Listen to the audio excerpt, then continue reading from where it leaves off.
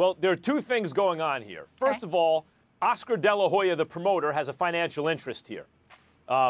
He doesn't want to lose the date for Triple G and Canelo, which is the best fight right now in boxing and a huge event, but would be it would face an obstacle if Floyd, who likes to prove that the biggest dates in the fight world belong to him, tries to move them off the date. So Oscar De La Hoya, as a promoter, has an interest in this. He doesn't, after all, promote Floyd Mayweather or Conor McGregor. However, if he did promote Floyd Mayweather or Conor McGregor, he would be singing a very different tune. It's not like he wishes he didn't promote them. I'm sure he wishes he did. He's a businessman. You want to make money. And if he were promoting either one of them, he would be making this into a big deal because he'd profit from it. But it doesn't mean he's not telling you the truth. That's the business of it. Happily for Oscar, the business of it coincides with his genuine feelings. He's right. He's not lying to you. He is, and by the way, Oscar as a fighter was built up by Top Rank, Bob Arum's Top Rank, as this unbeatable pound-for-pound best fighter in the world because they carefully selected just the right opponent to make big fights with and guys he could beat. And Oscar started hearing the criticism. Why in every weight class are you not fighting the biggest obstacle? And he said, no. I'm taking control of my own career. I want to fight everybody.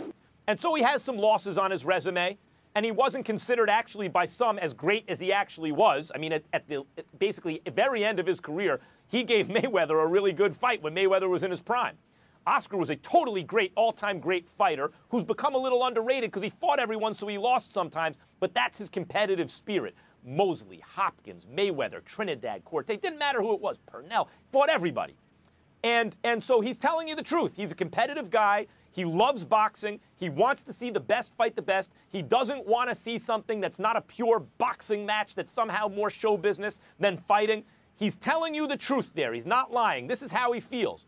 But happily for him, it coincides with his business interest, because if it wasn't his business interest, he'd be singing a different tune. My problem with Oscar is that I don't think he is being as honest as he could have been. He's telling the truth to some degree as it pertains to the fight between Mayweather and McGregor. But what he's not telling is what he really, really should be saying. And that is this. Floyd, you're universally recognized as one of the greatest ever. You have no business disrespecting the sport by fighting a guy, giving an opportunity to a guy who has never fought as a boxer professionally to be in the ring against you. It's a discredit to our craft and who we are as boxers and as men. This is what we've done for the game of boxing. Why would you do this to us?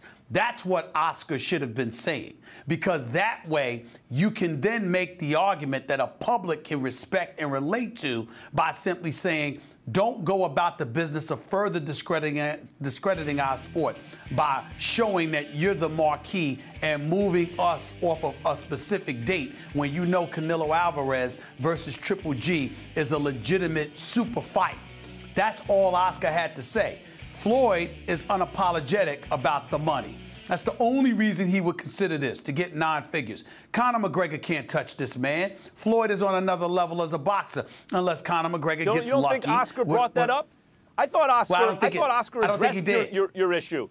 No. Well, he talked about it. He basically made the point that Floyd is out for self, and it's not good for boxing, it's good for Floyd. I know he made that, but what I'm saying is I'm talking about emphatically stating you are discrediting the sport by giving someone who's never boxed professionally just that opportunity to be in the ring with you.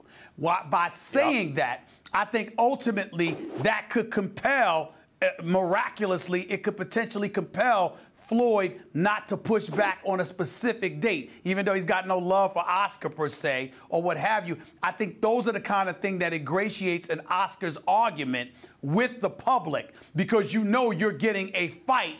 Whereas with Floyd, you're probably, in all likelihood, getting an exhibition. And when you're as great as Floyd and as rich as Floyd, why give somebody without any professional experience an opportunity? That's like me saying, Kobe, can I play you one-on-one? MJ, right, LeBron, but that's a losing can I play argument. you one-on-one? Come on. That's I a don't losing deserve argument that. to make. It's a privilege. That's a losing argument to make with Floyd or any fighter, where it's like, hey, this is bad for everyone or many other people, but good for you. With Floyd sitting there going, I take no risk and make over $100 million, maybe $200 million. Why would? No, I'm saying it. I'm saying it would help move in the that? date. Move the date, maybe it would help that. Right. That's what I'm saying.